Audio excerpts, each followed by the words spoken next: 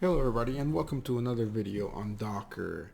Today we're going to talk about data persistence. Normally when you run a Docker container and you modify something in the container, such as creating files, and then you go ahead and close the container, you notice that the files will be gone the next time you open them.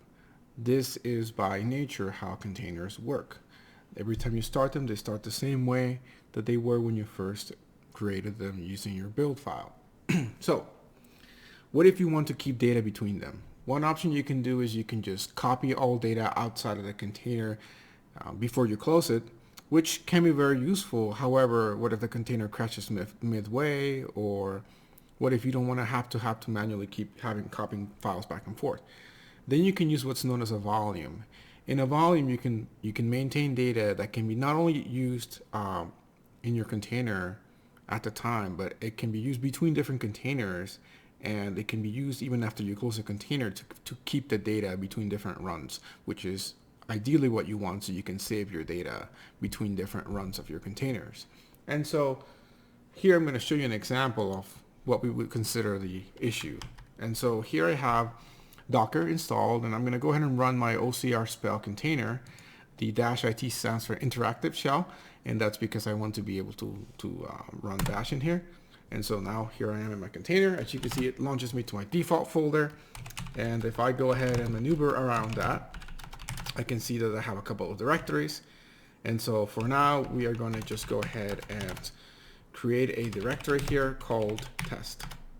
And inside of there, we can make a file called test.txt file. And so now I have a file there. But here's the thing. I'm going to close the container. And now I'm going to reopen the container again.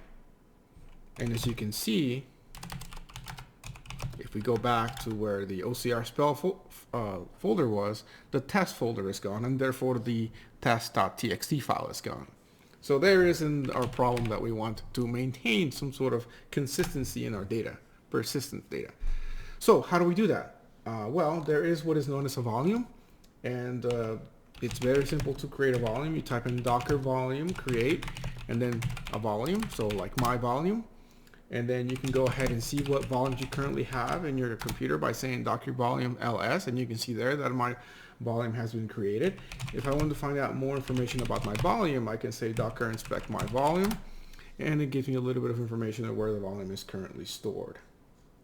Okay, so now how do I attach that volume to my container? I can do that by modifying my run command. So I'm running my container like this, and what I'm going to do is, first of all, just to make things easier for transferring files later on, I'm going to go ahead and name my container something, because normally, in fact, let me show you that. If I go ahead and just run a container using the default system here, so if I say docker run interactive OCR spell master, if I go ahead in a different terminal and I go ahead and type in docker ps, I can see that I have a container running, and I can see a couple of things. In fact, here, let me just make that wide for a second so you can see that better. You can see here that each container has a name to it, and it's a randomly generated name by Docker. It just takes two words and puts them together. As you will see when we're trying to copy files, it's nice to have a more not RNG name there. So one way that you can do that is, let me go ahead and close my container. I can go ahead and say docker run-it and then name, and then I can go ahead and give it a name that way. So for example, I'm going to call it my container. And so now if I run it, instead of being our RNG name, it'll be called my container. But in addition to that, I'm going to go ahead and mount the volume I created to this container by saying mount source and then the name of the volume, which is my volume. Now, in this case, I went ahead and created a volume before mounting it. But if you create a different volume here, or a name that doesn't exist, it will automatically create the volume for you. It'll just be an empty volume. So if you're trying to attach an existing volume, you can do it this way. Otherwise, if you want to create a brand new volume, you don't even have to create it manually. You can just go ahead and just pick a name here, and if it's a new name, it'll just create a volume brand new. That also means that sometimes if you're mounting a volume and you see that the volume is empty, odds are that you had a typo in the volume name and it created a new one, so don't panic. Other than the source, I'm going to go ahead and put a target here. And so what is this target that I'm writing? Well, it turns out that when you create the volume inside, it's like putting a hard drive in the Linux machine. And so that hard drive needs to have a name and a location. And so it's going to put it in your root directory, or the most basic directory, and then it needs a name. So I'm going to tell it, if I scroll up here, before I was in the root directory earlier, and I have bin, I have temp, var, and somewhere here should be root. Well, even greater than the root directory. And so I'm going to go ahead and say, well, let's give it another name, something that we can identify. So we're just going to call it volume drive. So we got to press enter. And so now you can see that if I go there it is, volume drive. And I can even maneuver there. And I can go ahead and make a directory there called, test, or lowercase. And then I can go into test, and I can go ahead and make a file called data2.txt. And I can say, like, this is a file made in the container.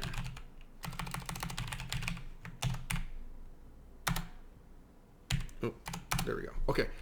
And so now, what's cool about this is that if I close the container, this file will remain. But before I do that, let me show you the other case. The other case is maybe you want to copy a file into the volume. So not a file that is generated by the container, but a file from externally copied in.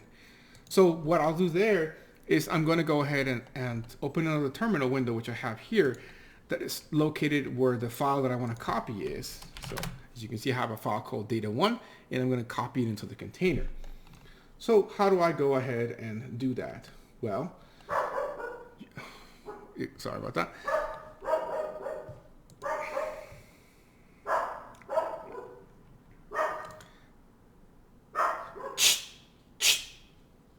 Okay, there we go.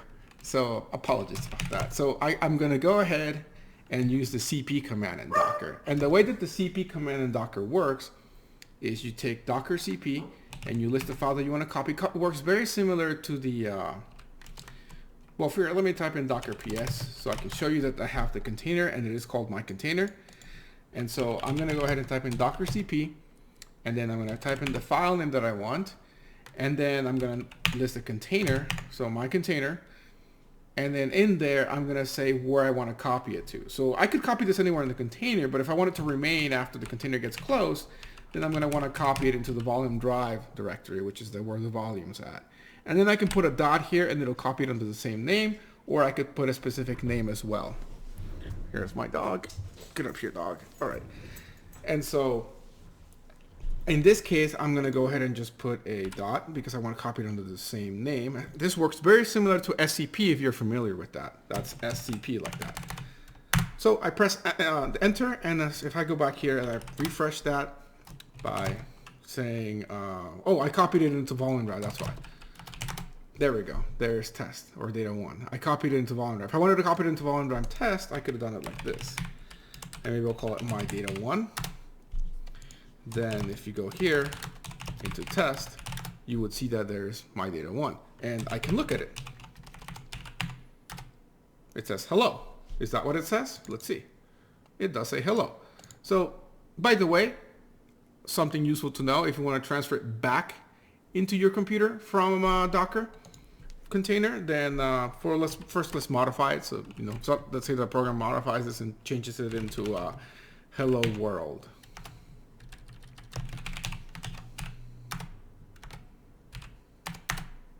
I keep trying to rename it. There we go. Okay, so now I'm going to go ahead and run the docker cp command, but a little bit backwards. First, I'm going to go ahead and put the name of the container. Then I'm going to put the location of the file in the container. So that's going to be volume drive. If you ever want to know where the directory is, you can type pwd. So volume drive test, my data1, put a space, and then where I want to store it locally, which in this case is I'm in this directory already. I can just put the dot. And here you go. My data appeared, and it says hello world. So that's how you copy back. But here's the cool part. Let's say I go ahead and close the container. Container has been closed. Now let's rerun the container again. Let's call it a different name so it doesn't complain. So this is technically a different container. Check this out. I go ahead and I maneuver back to the main directory, and there is volume drive. And if I go in there, you can see that all my files are still there, including both data2.txt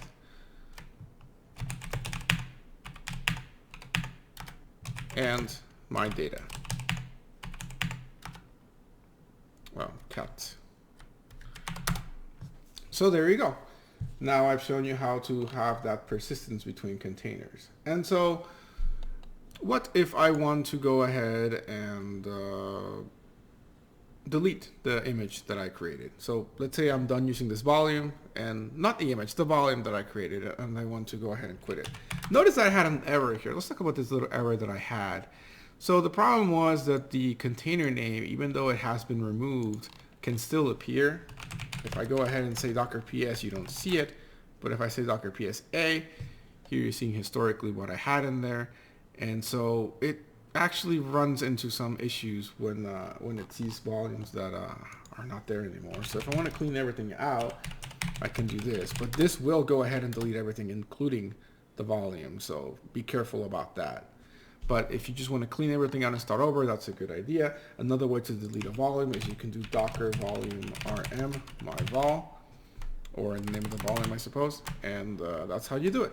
But that's the basics of how to create a volume and how to attach it to your, or mount it to your container so that you can have data persistence between different container runs. I hope this was useful, and have a great day.